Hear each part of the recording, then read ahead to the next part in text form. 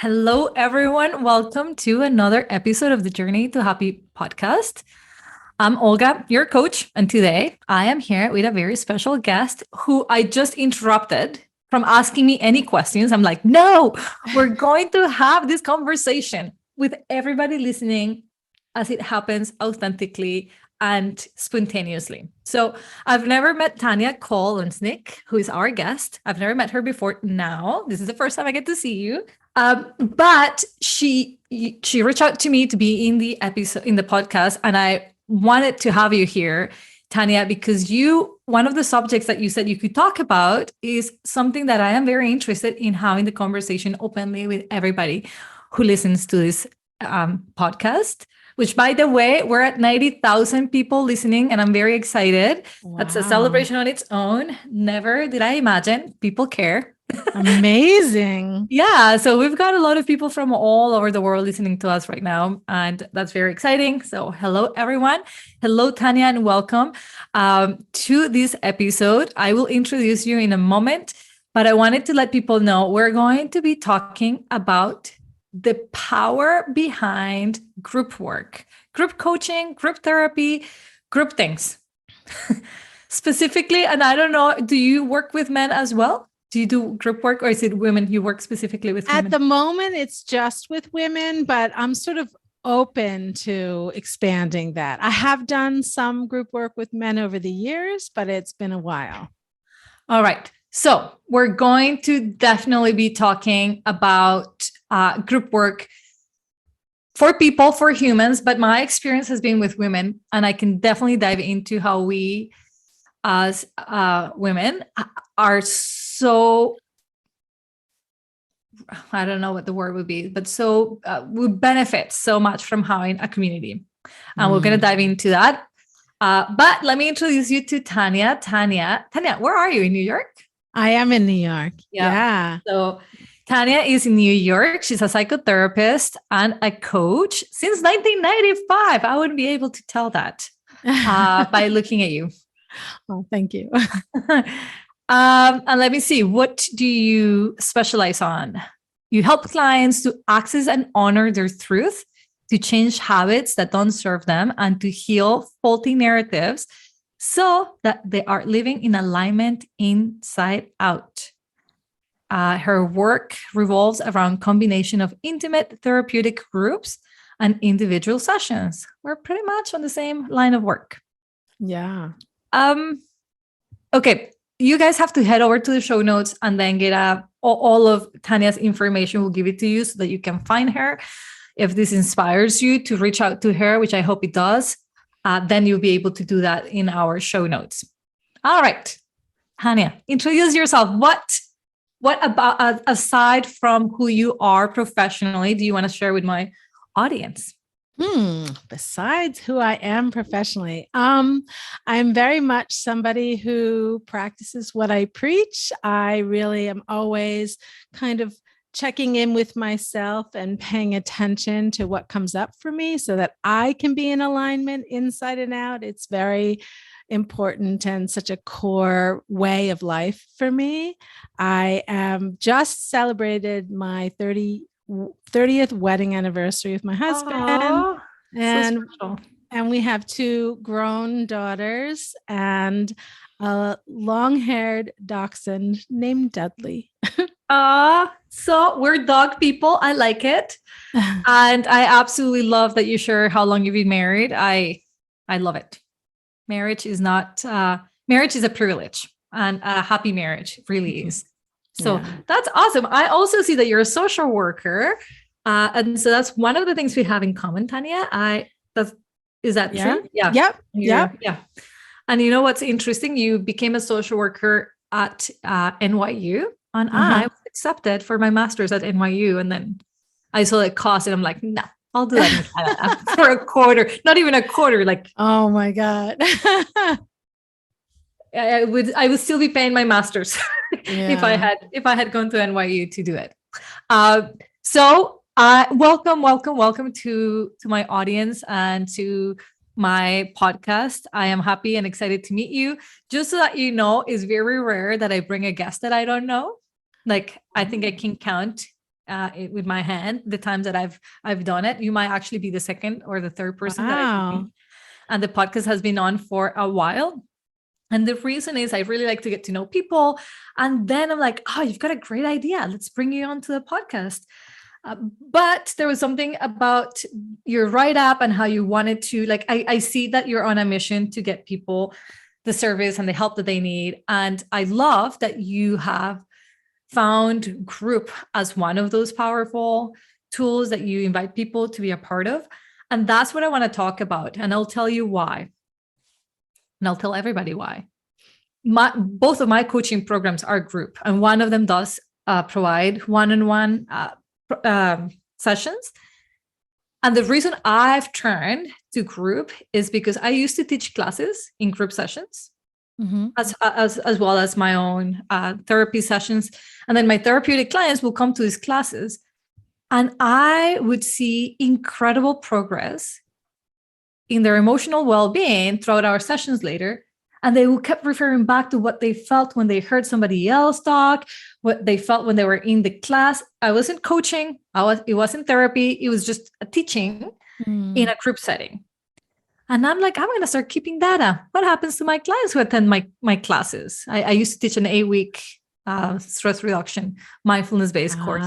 Okay. Yeah. And so they were like improving faster, just feeling so connected. So I kept this data for a while, and then I started testing by doing group coaching and keeping one-on-ones. And it was incredible, the difference between my clients doing one-on-one and my clients doing a combination of the two. And then my clients only doing, like, now my brain is completely blown away by my clients who only do group work. Yeah. It's equally or even more powerful than the one-on-one. So when you expose that as a subject of conversation, I was like, absolutely, I want to pick your brain. I want you to tell me what you've seen, because all I have is my own small data of my own little, existence. And I just found it fascinating that you've on your own and have also found this is therapeutic and beneficial. So, but we all know people feel really terrified of joining a group of anything. Yes. Whether that's a Zumba class, a yoga class, people are like, but there's going to be other people. I don't know how I feel about it. And so I think that we should be serving our community by talking about why it's worth getting past that awkwardness or that discomfort of being exposed. Yes, totally worth it. I deal with the fear all the time because everybody I talk to about it does have that initial fear with it. And I just want to say thank you so much for having me on. And I feel very honored that I'm one of the few that you've asked to come on the show, even though you didn't know me. So yeah, group work is my own story started with me as a client. So over 30 years ago, I was struggling in my own life to have a long-term love relationship and didn't understand what was in the way for me. I did not initially consider therapy as an option because there was so much stigma connected to it, or I felt a lot of stigma connected to it. There was. I mean, I didn't just make that up, but there is. Yeah, today. there still is today. Yeah. Absolutely. People talk about how much it's gone away, but there's still plenty of stigma that people experience presently. Absolutely. And so for a little while, I was struggling, but not sure what to do about it, and felt that my issues were maybe not legitimate enough for therapy. I didn't really understand why people went to therapy exactly. But then with some more time and opening up to it, I did end up going to a therapist who pretty early on suggested group therapy. And she ran both. She ran the group and she worked with me individually. And I felt an instant connection to her and felt immediately sort of safe to start sharing with her a little bit of my story, and started to feel seen and supported and all of that. So when she suggested I join group, I was terrified, like what we're suggesting. Other people are usually terrified. I was, but I was developing trust with her. So I felt like I wanted to go with it if she felt it was going to be helpful. And I was kind of intrigued as well. So I went into that experience and very early on started to feel so much healing from the process. I think I went into that experience feeling very flawed. I wasn't, I was struggling to have a long-term love relationship. And the explanation that I gave myself was maybe there's something unlovable about me. And so I think that's what I was originally trying to understand. What is unlovable about me? But in that process and being in group with other people on their own personal growth journeys, and I think being able to see people I really admired, people that I thought were amazing in this group who were struggling with their own insecurities, it helped me realize that number one, I wasn't alone. Number two, it wasn't that I was flawed. Sure, I had my challenges. I had some things I needed to work on, but I was human and I was really able to open up to that idea of, okay, this is a human experience and we all have our own struggles. And pretty early on, I did meet who is now my husband, who is the person I just said I celebrated my 30th wedding anniversary with. Full circle. So, yeah. Right. So I met him pretty early on, and the relationship was moving in the direction I had hoped. But what I didn't anticipate, because that's why I went to therapy and group to figure that out. But what I didn't anticipate was connecting to myself so deeply, learning about needs, that I had needs, what they looked like, how to start speaking up for myself. I got more comfortable in my own skin. And I think that process helped me attract other people in my life to me. And it was such a transformational experience that, oh, and I forgot to mention, I was a graphic designer at the time. So I had a different career. But because that experience was so transformational, I decided to go back to school. That's when I got my master's in social work, and to become a therapist so that I can help others have a transformational experience of their own. So that's been over 27 years since I got my degree. And I've been running groups the whole time in various forms. And I've always loved group and found group to be so, so powerful. And like what you're saying, when people do, I find the combination of group and individual very powerful, because not only do you have this group experience, but you also have a chance to process what came up in group for you with somebody who shared that experience, and then can go back to group and continue forward as you identify sort of where the work is, what's going to be most helpful. So, yeah. Wow. Thank you so much for sharing your personal experience with therapy. And I I couldn't help but think your therapist was ahead of her time doing group already. Like we see it a lot more now, because I think research has come out to say how beneficial it is to do group therapy and group things.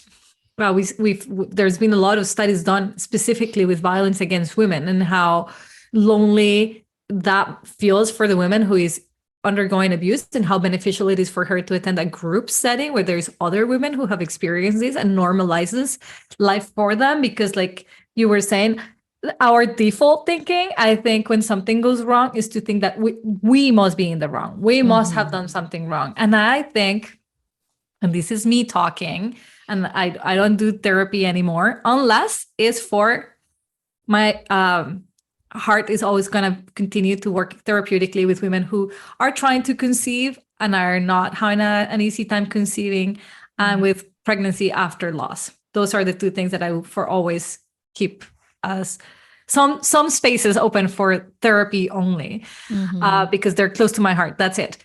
But anybody else, I do coaching. So I've retired from therapy. I can confidently say that I've retired from therapy. But I feel in my heart that there is so much goodness that comes from, obviously, the one-on-one sessions, whether that's therapy or coaching.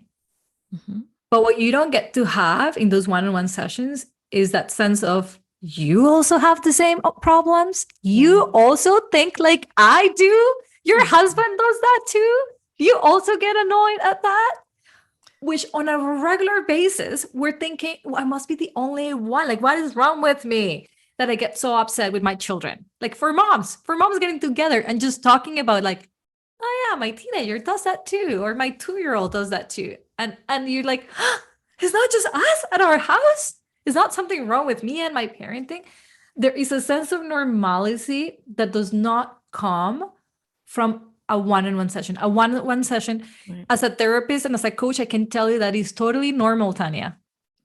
And you will feel normal to some degree, but nothing compares to listening to somebody else, like you were saying, that you think, but you're perfect.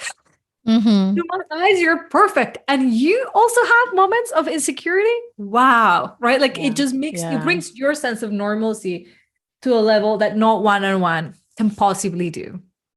And then you have another reference point. And not only that, in my opinion, you have more than just your therapist or your coach. You have a group. Like friendships forming. The bond can be so deep and close because people really do share things with each other, especially as a little time goes on and the relationships form.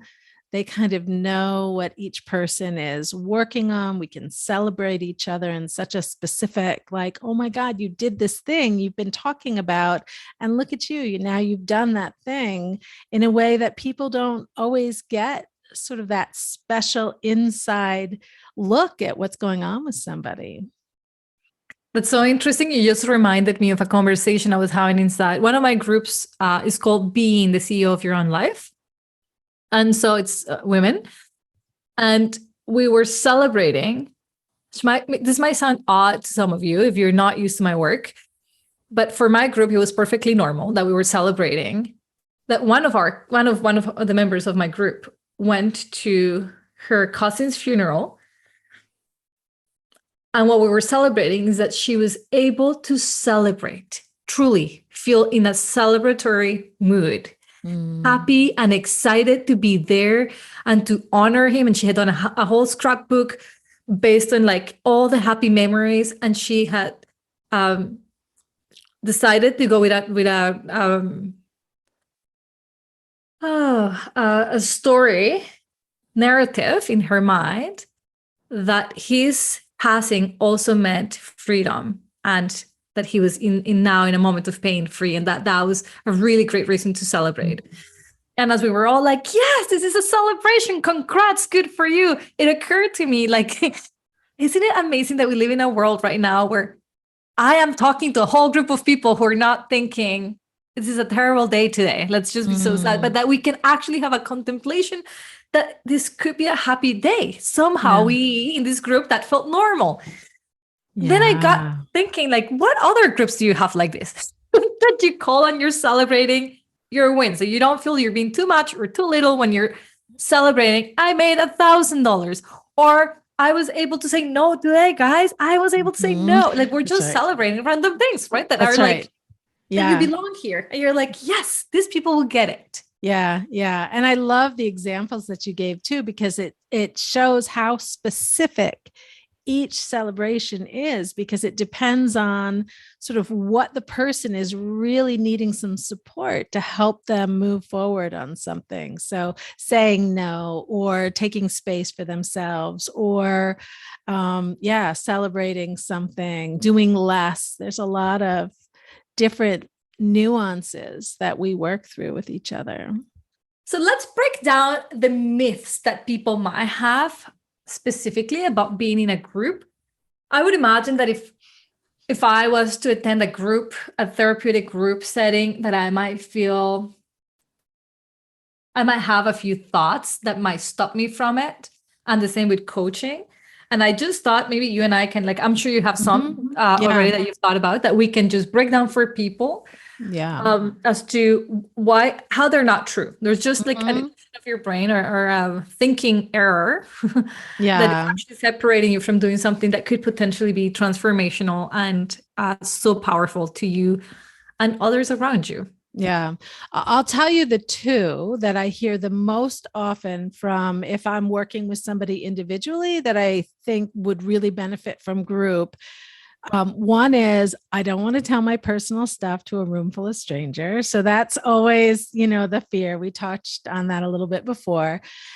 And I think the truth of that is they do not stay strangers for long. And like we were saying earlier about the bonds that form, it is such a special community that I think when our people are imagining themselves going into that space and then don't know the people, the fear gets kicked up. But I don't think people really realize what kind of relationships develop in that kind of community. So that's one. And then the other fear that people talk to me a lot about is some worry that their issues are not going to be addressed as actively as they want. They're coming to me, they want some changes in their life, and they want to be able to focus on their issues. And I think there's some fear that, oh, if I go into a group, I'm going to have to listen to everybody else's stuff. I'm not going to be able to pay as much attention to my own stuff. And in that one, I think people don't realize how powerful it is to hear other people's stories, to see what comes up for you when you hear other people talking, to hear yourself share even just a piece of it in front of witnesses and start to get more clear about where you are with your own stuff. So, yeah. I love those too. I think to the myth, I don't want to share my personal stuff with strangers, my personal emotions with strangers. I love that you said, yeah, but you haven't realized that you're only strangers at first call. And then you're like, oh, I know you. Yeah, you're the one who said this. And I related to that. But also, what if I wish I studied this, why will people not want to share personal stuff with others when all we ever want to do as women is share? All we're ever like, did anybody want to hear what I am feeling and thinking? Like, I just want somebody to hear, right? Like, so your reality actually is that you do want to share. However, there's a tiny little thought in your brain that says, what if I'm rejected? What if I'm exposed with all my inadequacies? Yeah. And they're going to see me as I see myself. So let's be clear. You don't hold yourself under this beautiful image of self where you think you're enough, where you think that what you have to offer it's going to be very empowering to others, that you telling your story might be the most impactful thing you can do for somebody else. You're not thinking that. You're thinking, ugh, what if they see me as I see myself, that my story sucks, that my brain is faulty, that I am not good enough, and then I feel like I don't belong. Yeah. Yeah, that's a big one. And that, of course, is where the work can be so powerful, of taking that leap of faith and sharing some of that. And I think you're right. People worry, oh, I'm going to be the one that's too much. I'm going to be the one that's showing I'm struggling more than everybody else in the group. And I think part of the you're not alone is when you share something that's deeper, that touches on something. I have only ever seen compassion back, or people really starting to say, oh my God, me too. And there's such permission to then be honest with yourself if somebody else is able to be honest about some of their own struggles. And that opening that door of starting to take that risk and then realize how healing it is, as opposed to how rejecting you think it's going to be, is I think it's unbelievable. It's really so transformational. And if you were to think about telling your struggle as something that helps the person next to you, wouldn't it be worth it then? Wouldn't that make it worth it? If you telling somebody that you have moments of anxiety can bring peacefulness to the person next to you who's consumed with anxiety, thinking she's the only one, wouldn't you want to share it then? Like, when I think that it benefits more than me, I get through my discomfort way faster. I'm like, oh, okay, yeah, I'll help you. I'll help you, Tanya. Like, let me share openly this one thing about myself. I just experienced this in one of my groups where, so I've been running this group for a while. And so some of the people have been in the group for a while. They re-signed up. And my group is 1 year long. And we meet several times a month. And one of my clients in recent weeks said to one of the members, I didn't want to, said to all of us, said, I didn't want to come to the call today because I was feeling like shit. And I just wanted to crawl under a blanket and like let you guys have your own moment and, why come ruin it? But then I remembered that so another member, 2 years ago was going through a really hard time and she still showed up. She just wouldn't talk. Mm-hmm. She showed up. And I thought to myself, if she did it, I did. And thank you so much, so and so, for showing up 2 years ago when you were feeling that shitty, because you gave me permission to. That person who 2 years ago was feeling incredibly low, but was showing up, never imagined that 2 years down the road, that little show up made the difference for somebody else. And it was an instant, teary eyes, her feeling like, I did something for you without even. But when we do something that is hard for ourselves, you have no idea how this might be inspiring somebody in some way. Maybe 2 years down the road, like in this case, it was literally 2 years apart, the events. And yet you could be a source of inspiration to somebody. And equally, there could be people in there that you're like, holy shit, if you overcame that, then I can certainly overcome my own thing. I love that. Yeah. So powerful. To worry that their issues will not be addressed. Yes, like they won't get enough attention from the coach or the therapist because there's so many of us in the group. So how do you you address that by, like, they just learn by their coach, or served many times vicariously when somebody else is coaching. I personally attended a coaching. I am coach in group settings. So my coach runs a group setting. And the other day, anybody who spoke, which were 5 women who spoke, who were coached, it's like they all picked something out of my own bucket and they're like, oh, let's address this. And I was like, literally, I said, thank you, everybody who was coached today, because you coach on all my issues. I love and you know that. What? Yeah. There's like 25 other posts behind that saying like, me too, me too, me too. It's just, you don't realize that you don't need to be coached yourself personally, or you don't need to be the person being speaking to get something out of it. That's right. I think especially when the focus, excuse me, covers human stuff, then it relates to all of us. So, yeah. And as long as you're human. Yes. Yeah. And I think there is something about having somebody else bring up something that maybe you've been struggling with and even possibly debating about bringing to the group setting. And then it comes up, we can all sort of feel it in our bodies when something really resonates for us. So, yeah. Yeah. And I find that when somebody else brings it up for you, you can just really enjoy the show, eat the popcorn, and you're like, yeah, let me see how that helps her. And you don't feel like you're on the spot, and yet you're getting so much from it. Yeah. So like I would say my clients will tell me that they don't feel like I don't know them. They don't feel like they didn't get enough. They feel that often they tell me they get more than they came here for in a group setting. I wanted to come up with another myth that I've heard about group setting. Oh, what if I don't like the people in the group? Yeah. Or what if they don't like me? Way worse, right? Like they're thinking like, what if I don't like the women? And then I'm stuck in this group. In my case, it's a year, right? Yeah. They're thinking like, oh my God, if it's a bad group of apples, what am I going to do?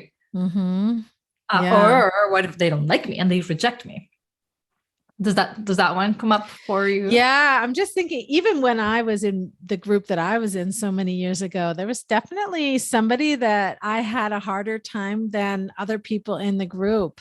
But I feel like sometimes those are where the best lessons come from. I do feel like group is a microcosm for our world outside of group. So if there are people that are we're struggling with, often it's touching on something in ourselves that we're struggling with. So it can be maybe even a more potent part of our journeys to start understanding, well, what is coming up for me? Why do I have such a strong reaction? What is that about?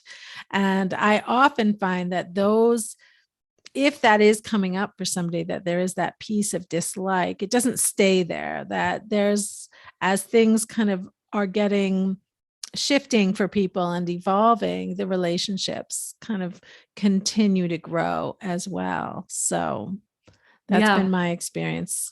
And I love that your experience with, like, there was somebody who was a bit annoying to you that you might not love, and then you use that as an opportunity to work on whatever was being triggered to you. I love that. I also absolutely love this concept, which I hadn't thought of, which is it resembles life. Coaching resembles life. We don't live in isolation. Yeah. You work with people. You probably have a family of humans. Yeah. You're surrounded by humans. So this is such a great place to practice healthy relationships and dealing with triggers and growing patience and growing compassion and understanding. So I absolutely love that. And I would say also that this perception of being rejected is definitely something that all humans need to work on. And if that is what's stopping you from joining a group coaching experience or group therapy, is also stopping you from joining life in many other ways. That's right. Yeah. So it may as well be a really good reason to join a group setting of anything, because the sense of belonging that you're lacking needs to be addressed, right? Like this fear of being rejected might be stopping you from connecting at a deeper level with your partner or having one, connecting, growing roots at a place, at a location, or at work. And so I think it's something that needs to be addressed anyways, like, right? Like, why not address it all together while you are in it? Yeah, I agree. I mean, what you're saying about if somebody's struggling with that fear of being rejected, it's likely to be showing up in multiple places. So to really work on that could help with so many things in anybody's life. And I do feel like it's a quick turnaround. I think that often, at least in my experiences with the groups I've been in and the groups that I have run, there is a quick kind of, oh, okay, this is a safe place. Oh, I'm not the only one. Part of the stuff we've already talked about. And that starts to change that narrative that, oh, I'm going to be rejected for being flawed. And instead it's like, oh, wait, I can share this. They just shared that. And it can turn fairly quickly.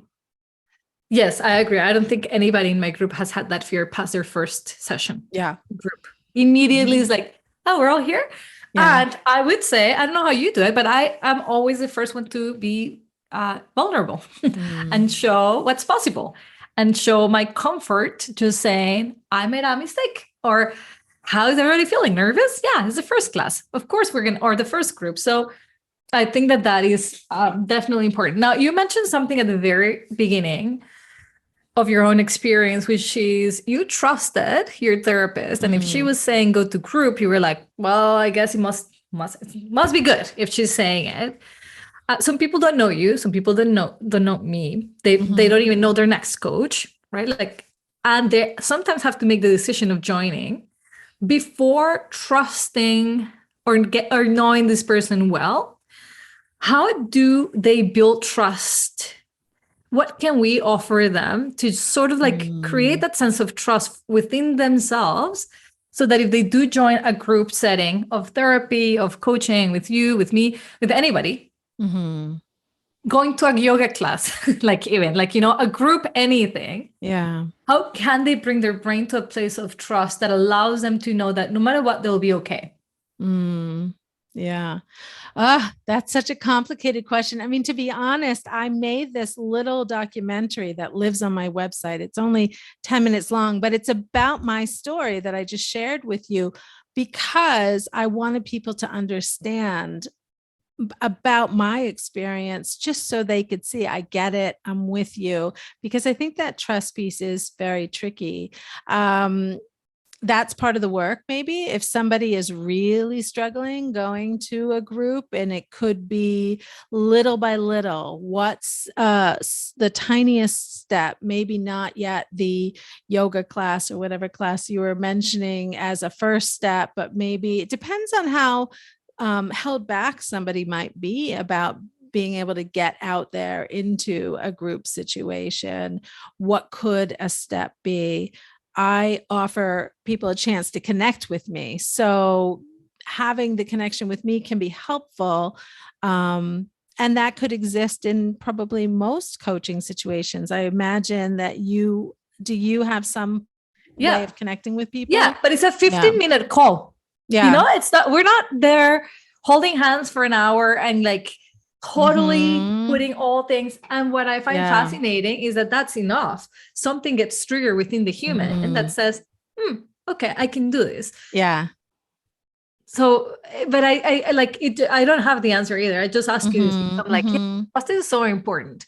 Yeah. And I'm the person who's listening to us who's not attending a yoga class or a Zumba class because she feels afraid of showing that she doesn't know yoga, that she's not flexible, that she's never danced, that she doesn't want to be ridiculized. And so she's herself from potentially learning something new, something that could be fun or having fun or getting help, right? Therapeutically or in a coaching setting because of this one thought that I can't trust the setting or I can't trust myself. Yeah. I guess the other thing that's going through my mind too is like, we all get to decide which are the places we want to push ourselves and really put ourselves into a place of discomfort because what we know we're going to get on the other side of that is worth it to us. And which are the areas that we're not interested in doing that. And I think sometimes even making a decision like, all right, a yoga class isn't really my thing, but I don't want to be held back by this fear. So I'm going to go to that mom's coffee because even though I feel nervous, I know that I really want to develop these relationships. So it's worth it to me. And so to allow ourselves even to be discerning about, well, what do you want to strengthen that muscle with? Where is it worth it to you to tolerate that initial discomfort? And where do you have some faith that will lead to something better and sort of trust that. So to pay attention even to our thought patterns. Yeah, I love that. And I think something that came up for me was trusting at the very least yourself that if the therapy is not vibing with you, that you know how to get out of that. That you can't break a contract, that you can't say this isn't going to work for me anymore, that you can't walk away from the yoga class or not come back to it if the experience was absolutely unpleasant, right? Like, so kind of like having your own backup plan that you can trust you making the right decision for yourself, even though you might not have the guarantee that this is going to work out for me. But I also love what you propose of imagining what it will feel like to be on the other side. Yeah. So imagining that you did go to a yoga class and that you were okay in this learning process of not being the most flexible person in the classroom, that you were okay with that suddenly. How does that feel like? And would it be worth then going through that initial discomfort, which I think is very key here, that discomfort is not the full year. You think the discomfort is going to be a year-long discomfort. And it's not. It might not even last an hour. You might feel really comfortable after the first 5 minutes of being in the class. You might be really, or in the setting. So I think those are important elements to consider. Now, what do people stand to gain from group compared to a one-on-one session? The thing about group, I think, is you learn different things than what you learn in individual sessions. So in group, it will touch on even some unconscious stuff. So we were talking about your experience when people were talking about the stuff you kind of knew you wanted to be processing, and then it kind of showed up that way, which was great. But sometimes we go into a situation, have no idea that there's something inside of us that's got some tenderness to it. And then somebody is talking, and then we notice, oh my gosh, me too.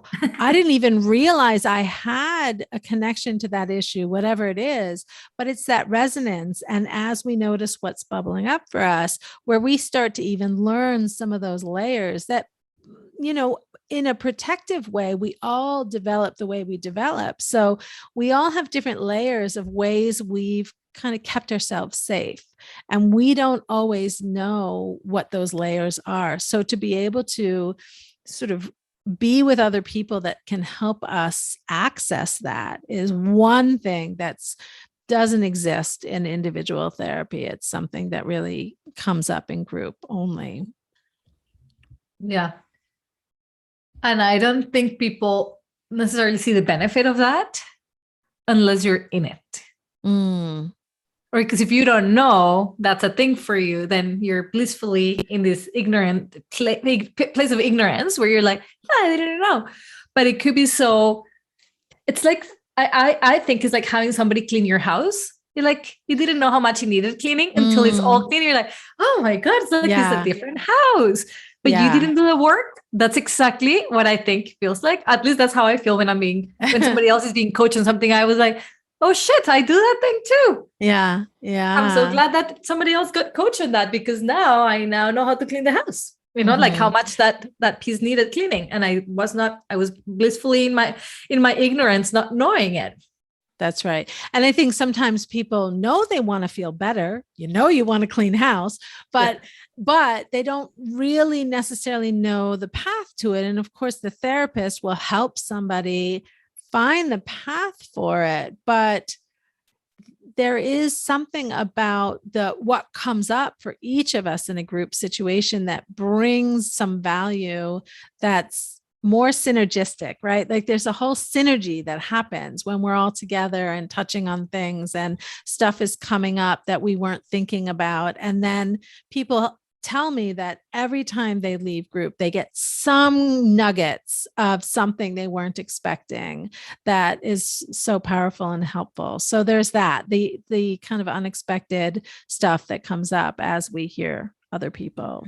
And it was just coming to me that, like in the yoga class, that was me. I didn't want to go to yoga because I was not flexible. Like that's exactly why I needed to go to yoga, but whatever. Younger me was like, well, no, don't go because you're not perfect. You don't know that you can A+ it. So why will you go? And meanwhile, my body so needed that stretching. What we don't consider is that there's other people in that room who are just like us, beginning, learning. Mm-hmm. And so in group coaching, and I'm sure it's the same, probably even more true to group therapy, everybody's coming with the same purpose and feeling equally awkward as you are initially, and feeling like, oh my God, please, everybody be nice to me because I've got things to work on. Everybody is thinking the same. This is not so unique to you. Yeah. Yeah. Everybody's feeling a little bit of discomfort. You don't know anybody. It's like going on a blind date and thinking that the other person is not going to show up being 100% like confident. Like they're also going to have a little bit of that. Will she like me? Well, like they will be on the other side. They'll have some level of discomfort with the blind date. You're not the only one. Totally. Yeah. And you just got me thinking when you said that, another benefit to group is that we all have blind spots. So as we get to know each other, we get feedback about how we're seen by the others in group. And when you get feedback, especially if you get feedback from multiple sources, then that feedback has a certain amount of weight that's different than if one person is giving you feedback. And when people respond to how they see you and reflect that back to you, it gives you a view of yourself that you wouldn't otherwise have, because we can't see ourselves from other people's eyes. So that can be so healing. It is so healing. And I see it with my groups all the time, how one will describe the other one. I have this client right now who's got collection of shoes, like this specific brand of shoes that are very unique and eccentric. And she's playing this game, and we call it a shoe game, where she wears whatever shoes she's wearing that day. She takes a photo, and then she describes the shoes as and labels it the Olga shoe. And then she'll be like, this shoe reminds me of Olga, and this is why. These shoes remind me of Olga, and this is why. So she'll be like, they're bold but sweet and like have soft edges. And we're all fascinated to be described as one of her shoes, because we're like, what else do you see in me? Yeah. It's so fun and warm, and be like, understand like how others see you. It's Yeah, I think it's fun because this is what your brain tells you. Everybody's there to make fun of you, to bully you, to hate on you. That's the energy inside a group coaching or any kind of self-development group. Well, you're wrong. Nobody joins self-development to just be mean and rude and bad. We're all there because we care. And I love that story about the shoe and how eager we are all to hear kind of the magic that others see in us reflected back to us, because I think that how she described, excuse me, her shoe, like you, it sounded so magical, like so bold, but sweet, and, like, or whatever the words were that she used. So I think we all have a certain amount of magic that people that we let into that world can see. And because we have some of these limiting beliefs and this negative inner critic that takes over, we interrupt that. So to be able to let that in, and that just letting that in can be part of the work as well. It's not always easy to let that in, but to be able to start letting that in and trusting that we all have beauty, lovability, magic inside all of us is, It's empowering. It's empowering. It's empowering. Yeah. I think that when I think of my own coaching experience, I walk away from those meetings always feeling happier, empowered, like I know myself a little bit more. Like life is working for me, with me, like and if it wasn't, that I have a whole group of people who I can reach out to, which I have, whom I have. And so like we do peer coaching all the time. We're all coaches, by the way, in that group. So we're all eager to coach each other on our own mental dramas. And it is fun. It is fun to know that it's not just my coach. I think I get coached by my coach once a week, once a month. I don't know. I don't even know, because I have this community where I can reach out to and be like, whoa, has anybody ever had this? And there's like, I don't know how many people raising their hand and saying like, yep, all of us. And so that's such a good feeling. And ultimately, that's how I want you guys to, I wanted to conclude the power behind group, specifically for women. We are community beings. And we differ in that with men, because men don't necessarily need to talk out their emotions to feel better. They can, and they benefit from it when they do, and they feel so much better. And I hear in my husband like, oh, I feel so much better. I'm like, of course you do. You just talk out your emotions. You don't think this is helpful, but it is. It is so helpful. But we women, we're smart. We really know that that's beneficial to us. So we go for coffee with our friends and we talk about what's frustrating, and we feel a million times better. Yeah. And we share. We're caregivers, and we like to share with others, and we like to tell others, and we like to be heard and be held. Our DNA makes us be this way. I don't think having the ability to carry life, it's separate from our innate need to be a part of a community, to be in a community. And you might not be aware of this, but you feeling like you belong somewhere is a very strong need for your emotional well-being. And having that sense of belonging, we all, not all, some of us have a sense of belonging within our family, within our relationships. But apart from that, like this neutral space where you can also feel like you belong, I think church does that for many, many, many humans out there. But if you're not attending church, if you're not in like a hockey team, if you're not in like some sort of something, you're missing. You're missing community and the power that it brings to you to being in this place of I belong. Yeah. I don't know if you have anything to add to that, but that's my main motive, to create sense of community, is just helping more people belong. Yeah. Yeah. I mean, I think what's coming up for me is how many people do talk about that longing for community. So then to be able to offer an environment like group is, it dresses that need for community in such a deep belonging way. That feeling of belonging is so powerful. Mhm. Tanya, thank you so much. Was there anything that I didn't ask or that we didn't cover that you were really hoping to share here today? No, I think that I loved our conversation, and I hear the passion that you and I both have for group. I love that energy behind it. So yeah, thank you for having me.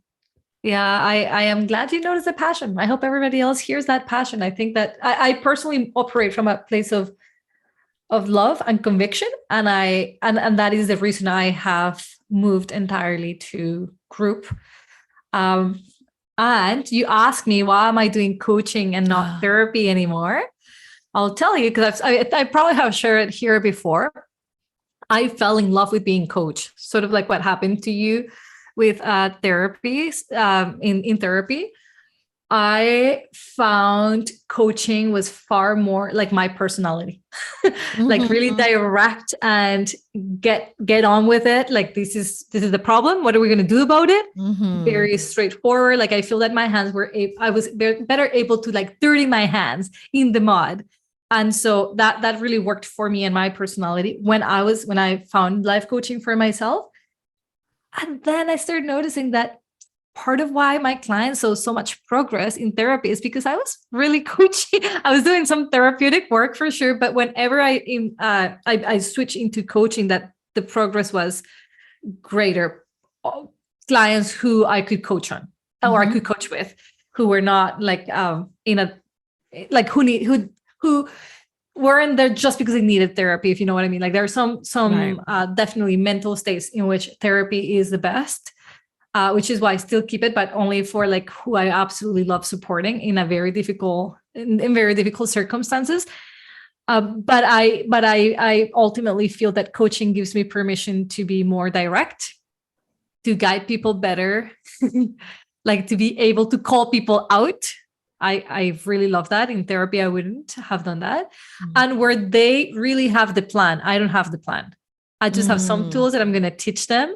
But there is no therapeutic plan that I'm thinking I am, like obviously depending on the type of therapy, like they guide the therapy, but you really are the expert and you're there to help them resolve and to like guide a therapeutic process. Whereas in coaching, I feel we're more in an equal setting where I might be a step ahead of you.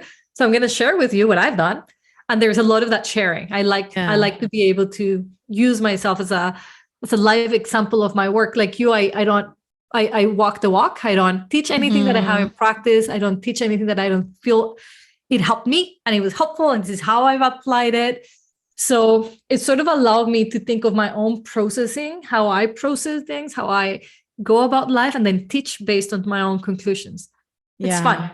Yeah. And I think I feel very parallel with you with that as well. I do both therapy and coaching, but more and more moving towards coaching for the same reasons that you just described, sort of that movement and action towards whatever somebody is really longing for and helping them sort of walk on that path towards it is amazing. It's so much better than sitting there for 5 years going over where, I don't know that. And I've said this before, I have a lot of respect for the profession. It is absolutely a blessing. And when you need, and I've recently needed that therapy, and I was so happy that was there for me, like it is coaching. But there are certain life moments that they're better if you can just do them with a therapist. And there are life events. Whereas like coaching, I feel that you don't need to be in the hall. You don't need to be going through an emotional problem to be coached. Like every day you can be coached. Right. Yeah. So those are my thoughts on the two things. Thank you. Yeah. And I encourage you to jump into coaching. It's fun. But I mean, like I said, I kept some things that are really close to my heart for therapy.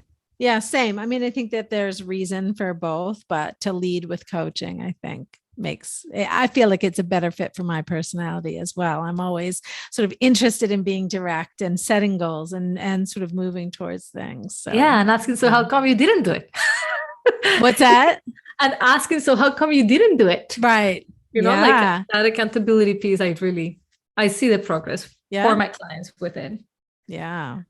Well, So, Tanya, thank you so much for your time. I really appreciate it. We'll have all your information in the show notes. So for anybody who's thinking about maybe potentially reaching out to you and working with you, it's all going to be there. Is there anything else that you want to tell them about you or your work?